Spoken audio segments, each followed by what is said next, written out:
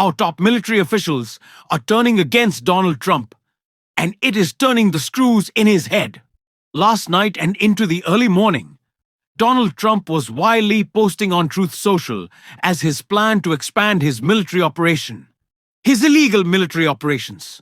Mind, you was thwarted by top military officials. Donald Trump thought he could install yes men at every level of government, but it hasn't worked for him. And this time, it is in the worst way yet, because Donald Trump is counting on Cuba and Greenland and Venezuela to be a distraction. Certainly a distraction from the Epstein files. It's not working.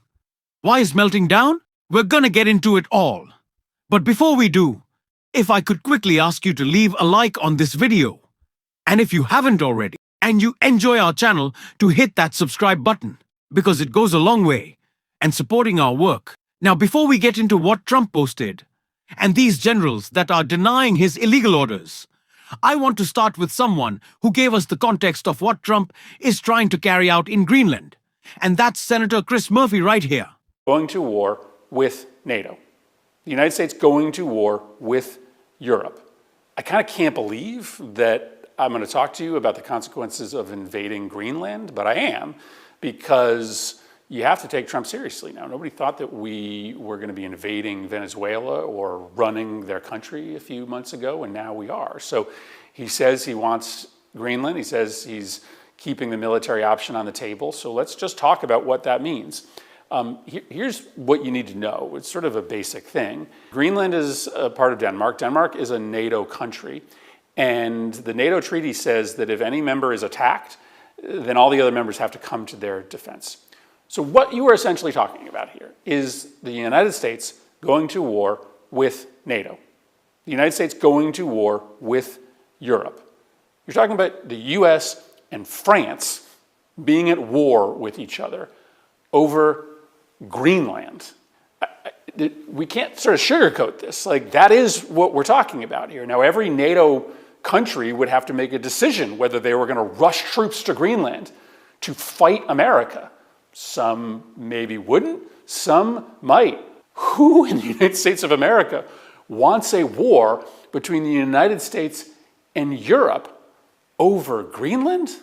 And Donald Trump, he just sees the world in terms of real estate, right? He's not trying to fix any of your problems. He just wants a ballroom. He wants a big landmass that he probably thinks is a lot bigger than it actually is because he looks at the wrong map projection. But you're talking about war between the United States and Europe.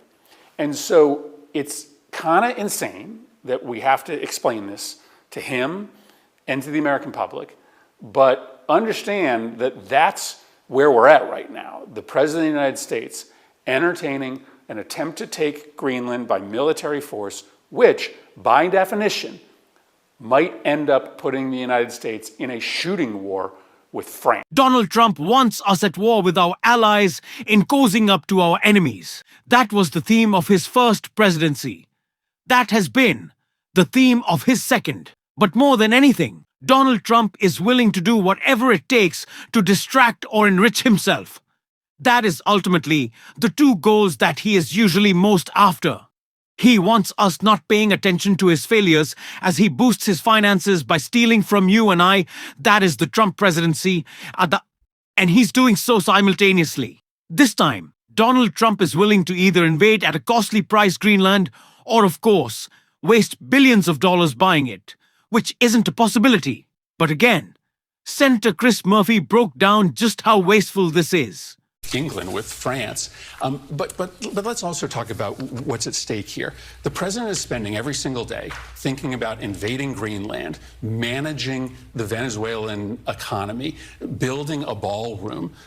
He is not thinking about the American people at all. This month, premiums, health insurance premiums on 22 million Americans are going up, doubling in some cases. Kids aren't able to eat 3 meals because the Trump administration has slashed food assistance. And so every single day, the president is thinking about Greenland, his ballroom, Venezuela. He is spending no time thinking about the actual crises that are being visited on American families. This is a president who is distracted by things that don't matter to the American people at a moment where the American people... The man promised to bring down prices. And of course, nobody should have entertained the idea that Donald Trump had any clue what he was talking about. When it came to the economy, when he was spouting off tariff.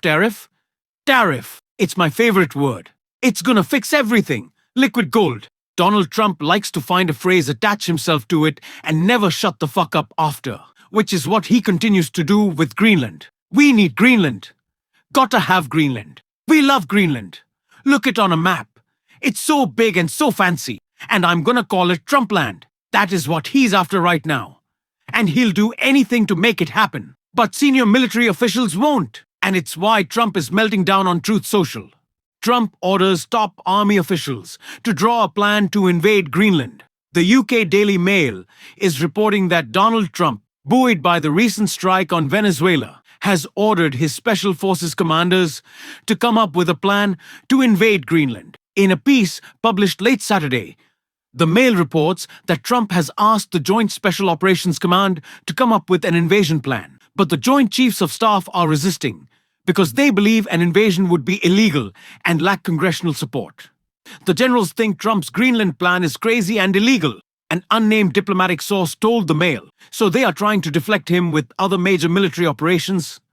They say it's like dealing with a 5-year-old. Trump's pursuit of Greenland has been met with heavy resistance across the NATO alliance as well. We got this report last night.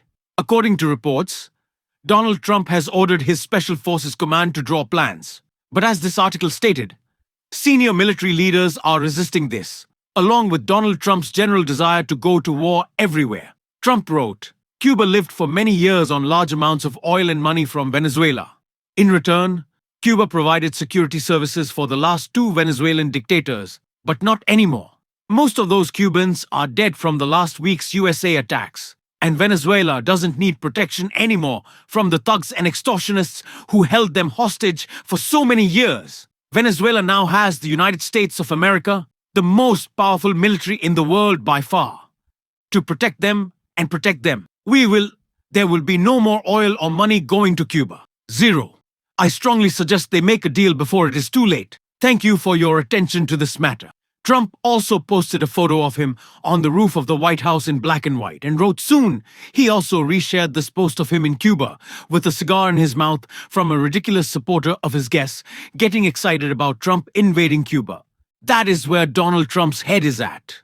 The man who said he would lower your cost, who said he would make life easier, who said he would release the Epstein files. By the way, we're gonna get into that because there has been such little discussion. And I understand there's been a lot going on, but such little discussion of the Epstein files recently that I kind of want to bring it back into what we're paying attention to. But that guy posting photos of himself in the early morning, the late night, at all hours of the night, with a cigar in his mouth, being the president of Cuba. For what reason? Because Marco Rubio. That's it. I don't understand if he sees this as, all right, guys, fall in line. I'm Dictator Trump. I'm so big and so strong. This is what you wanted me to rule the world. Or he sees this as an economic argument that he's making, right? Does Donald Trump believe that his supporters? Because this is about his supporters. Mind you, when Donald Trump sees Republicans in Congress voting in favor of a war powers resolution, when he sees Republicans in Congress voting for the ACA, when he sees polling Republicans, his own supporters seeing his disapproval skyrocket, this is about bringing back in Republican support. So maybe he thinks it's an economic argument. Then why are we going to spend billions of dollars to buy Greenland? None of what Donald Trump is presenting makes sense outside of the fact that he wants to distract us. Now, not everything should be termed a distraction, right? If Donald Trump bought Greenland, I think we should talk about that with a greater, more critical line than just, oh, he's trying to distract us from Epstein. It certainly would.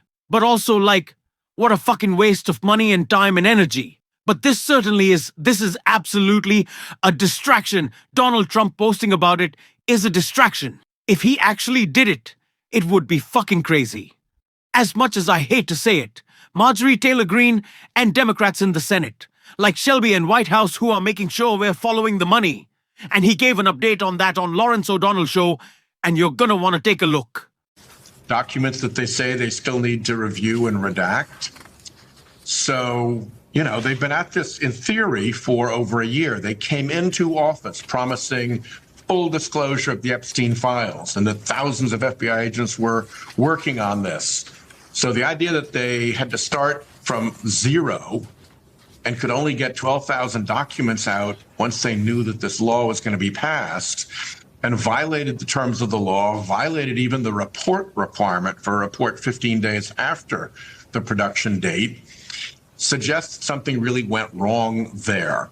And the Inspector General is the person best positioned in the Department of Justice to take a look into whether this was incompetence, whether this was deliberate, whether this was misbehavior. What on earth happened to take this top priority of FBI Director Patel and this top priority of Attorney General Bondi and this top priority of President Trump and not be ready when the day came to actually release the documents? So we've asked the Inspector General to take a look into it. As you pointed out, this is a bipartisan request, and it includes the chairman of the Judiciary Committee, Senator Dick Durbin. So I think we have a good chance of getting some attention to it. Over in the House, the idea of a subpoena for Les Wexner, the billionaire who supported Jeffrey Epstein for many, many years financially, for reasons no one could quite understand why he needed anything from Jeffrey Epstein that was worth paying for. That kind of testimony that no one has obtained from someone like that can really be a breakthrough in this investigation. Yes. And if the Trump administration had been the least bit serious about getting to the bottom of the Epstein scandal, this is the kind of thing that the Department of Justice and the FBI could have been looking into. The tell here is that over a year later, it took Democratic pressure in the House. Follow the money.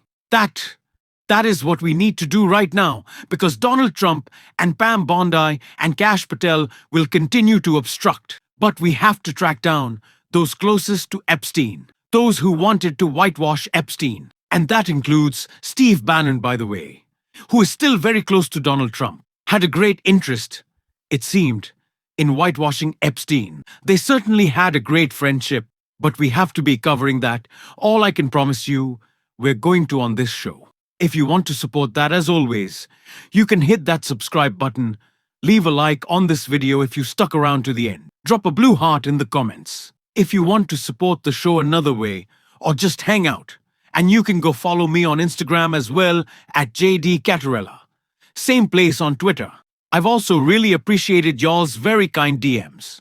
Keep on fighting. Don't let him silence you. And until next time, I'll see you soon.